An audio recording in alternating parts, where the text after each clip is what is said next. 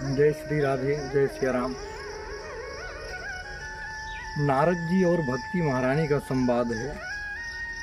भक्ति महारानी ने कहा कि हे नारद जी, आप हमें ये बताइए कि राजा परीक्षित ने कलयुग को वास क्यों दिया, स्थान क्यों दिया।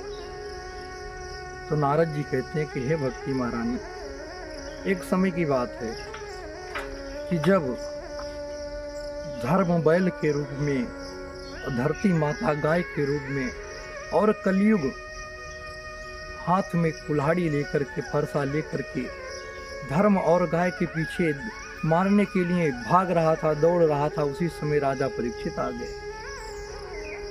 तब परीक्षित जी ने देखा कि हमारे राज्य में इतना घोर अन्याय, इतना बड़ा अन्याय कि गौ माता सताई जा रही हैं।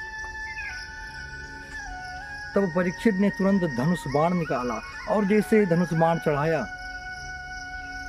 कलयुग आकर के परीक्षित के सामने शरणागत हो गया। आप सभी को पता ही है कि सुंदर कांड में दोहा आता है कि शरणागत गहुजे तजय निज अनहित अनुमान। यदि कोई हमसे आपसे आकर के माफी मांग रहा हो कि आपसे गलती हो गई, आप मुझे क्षमा करें, तुरंत शरण में आ जा रहा है, तो शरणागति को कभी दंड नहीं देना चाहिए। तो परीक्षित जी ने उसका पालन किया, लेकिन कलयुग से पूछा कि हे कलयुग, हमें ये बताओ कि जब तुम्हारा राज्य आएगा, जब तुम्हारी सत्ता आएगी, तो एक विशेष कारण, एक विशेष बात तुम्हारे राज्य में वो क्या होगी, हमें ये बताइए। तो कलयुग ने कहा कि हमारे अंदर तो अवगुण ही अवगुण हैं, लेकिन गुण है तो वो एक ही है। तो गुण कौन सा है? कलयुग केवल नाम आधारा और सुमिर सुमिर नर उतर ही पारा। जब मेरा राज्य आएगा ना, तो एक ही आधार होगा, वो होगा भगवान का नाम।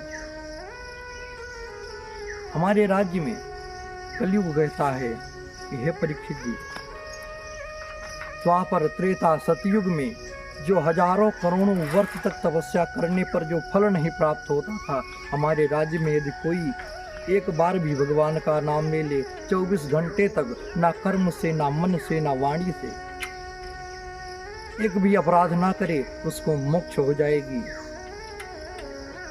ये कलयुग ने कहा। ये कलयुग का बड़ा ही सुंदर गुण है कि एक बार भी भगवान का नाम कोई जीव ले ले तो मोक्ष को प्राप्त हो जाता है। जय सिया राम।